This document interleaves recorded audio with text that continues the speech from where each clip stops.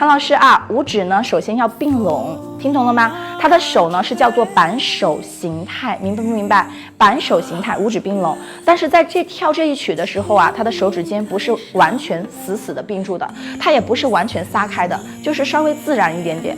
所以呢，不像很多老师说的5个手指头完全要并，因为硬就是僵，你紧过头它就会僵。所以手指尖放松一点点，这就是我们的一个板手形态。首先这是第一个啊。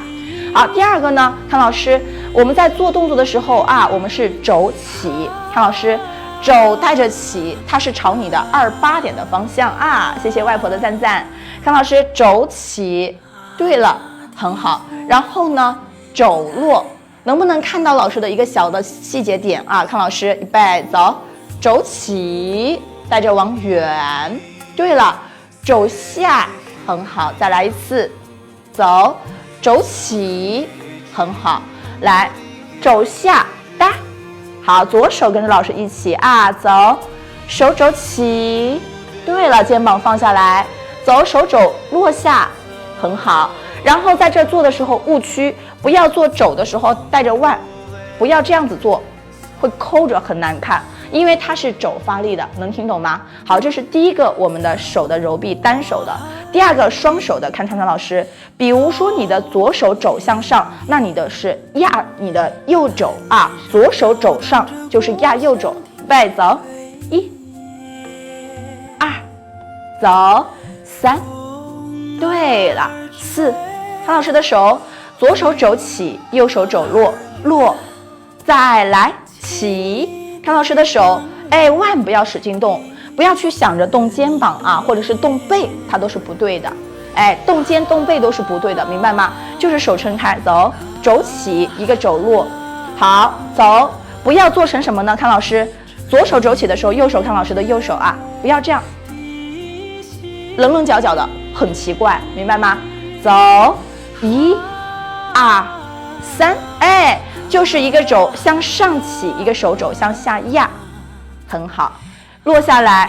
那么咱们学会的同学扣一个小1，听懂了没有？到时候发给大家自己去找啊。手一定不要窝开在这儿做，也不要太岔开，在这个位置做，在你的身体的前方啊。看老师，肩和肘它是一个圆的，明白了吗？啊，它是个圆的。OK， 这就是我们的手上动作。那刚刚有同学问川川老师，什么叫做给重心？什么叫做留上身？什么叫做动作？其实跟我们这个动作是一样的。比如说在这儿啊，跟风摆柳其实是一模一样的啊。看啊，迈右脚的时候，你们跳舞会喜欢1、2、3，我没有学错吧？是不是零基础姐姐就会这样跳舞？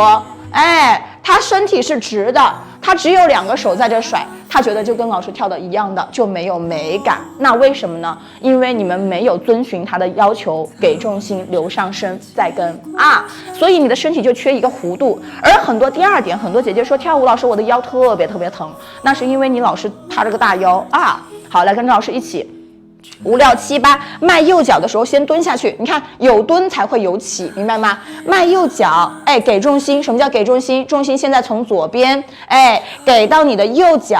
好，然后呢，起来的时候呢，慢慢的留上身。我说留着上身，它是依次从你的膝盖直、胯直、腰直、肋直、肩直到颈直到头直，看到斜上方。明白吗？然后跟过去。什么叫跟？重心最后形成的造型就叫跟啊，很简单。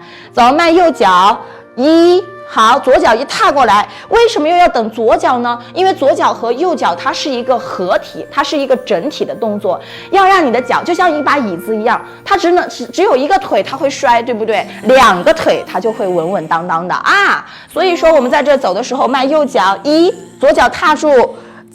踏完之后，你的身体的旁侧腰一点点沉下起上的一个过式，看上去，走，迈左脚，左脚往后撤，留住，你看，又是给重心，留上身，好，跟，很好，迈右脚，先把右脚迈过去，踩稳啦，左脚慢慢的踏过来，2个大腿夹紧，旁肋腰拎起来，对了，撤左脚的时候。手肘带着走，看肘带着走，左手肘起，右手肘落。